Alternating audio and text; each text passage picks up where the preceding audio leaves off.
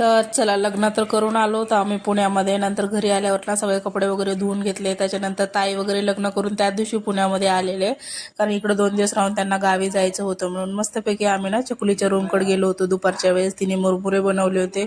सगळेजण आपापलं खाण्यामध्ये व्यस्त होते. गप्पा गोष्टी छान रमल्या होत्या.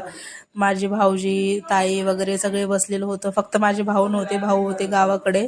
आम्ही चकुलीच्या तिकडे गेलो होतो, तिकडे काय दादा आले नव्हते आमचे. नंतर ना माझे मिस्टर, दाजी आणि बहीण वगैरे सगळे मस्त असे एन्जॉय करत होते. संध्याकाळच्या जेवणाचा बेत होता चिकन 65, चिकनची भाजी आणि भाकरी.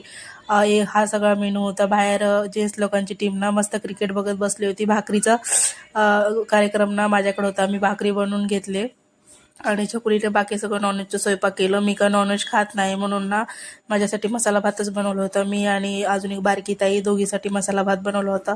मस्त जेवण झालं होतं, खूप भारी एकदम ना. सगळेजण जेवण करत होते, छान ताटं वगैरे मांडून घेतले, आपापल्या जेवणामध्ये रमले होते आणि क्रिकेट वगैरे बघत होते. तर एकत्र आल्यावर किती छान वाटतं ना. चला, असा होता आजचा दिवस. भेटूया पुढच्या ब्लॉगमध्ये. Bye bye.